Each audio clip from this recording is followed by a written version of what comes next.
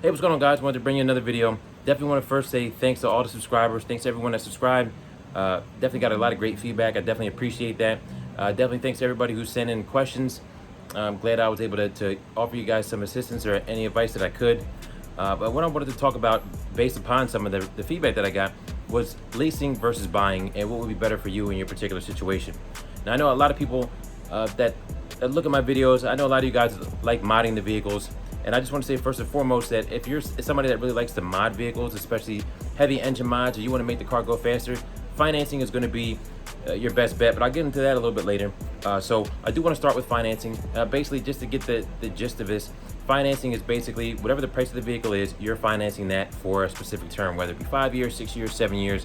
So you're basically going to the dealership and find the price of the vehicle. The vehicle's $50,000. You're going to find a way to break that up into monthly payments for a term, and you're going to pay for the vehicle. Now, at the end of the term, the vehicle is going to be yours.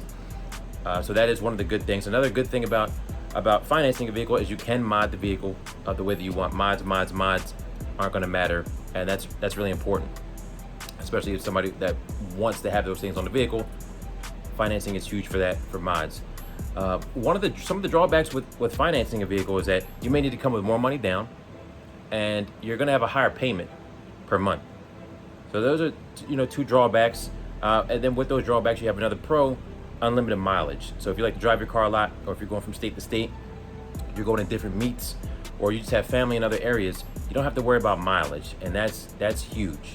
Now, on the leasing side, so some of the drawbacks with leasing are mileage restrictions. So normally you're going to have either 10,000, 12,500, or 15,000 miles a year you can go, and that's kind of it. And then there's a charge for each mile that you go over. So that's something there.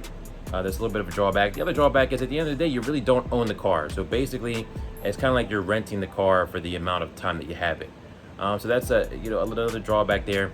Another drawback that I do see with leasing is that you have to bring the car back in the same condition that you took it in. So basically, if there's any damages to the vehicle, that's going to fall on you when you do bring the vehicle back.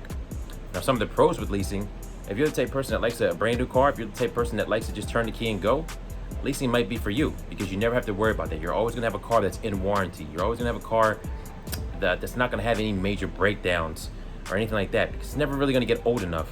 You're going to have this car for 36 months. You're always going to have a new body style.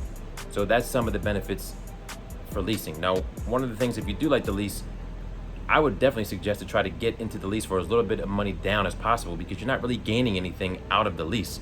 So the more money that you put down up front, yeah, your payment could go down a little bit lower, but you're not getting anything out of it when it's all said and done. When it's all said and done, you're returning the vehicle, and that's it. You kind of walk away, and you could lease again if you wanted to, or not. So I get this question a lot from people: should I finance or should I lease? And honestly, it's really a case-by-case situation. I don't necessarily think one is better than the other. I think for each individual person, financing or leasing could be for them depending on the situation. So as I said before, if you like to mod your cars, I think financing is the way to go. If you want to have something that is reliable and you don't want to turn wrenches, and you just maybe want to put some wheels on the car, tin it up, and put mods on the vehicle that you can take off, then leasing might be for you. If you want to have a brand new vehicle all the time, then leasing may be for you. If you're a person that likes to travel and wants to take big road trips, financing might be for you. So it really just depends on what you want. I see this big debate all the time: which one's better? And honestly, it's really a case-by-case situation. So I just wanted to bring that to the table, make this quick video, because I did see a few questions that I got about that. And honestly, it's a case-by-case. So you really have to kind of do your research for what it is that you want, what's going to make more sense. And another thing too, if you want to lease a car, you got to make sure that your credit is good, because if you don't really even have that great of credit, leasing might not even be an option for you.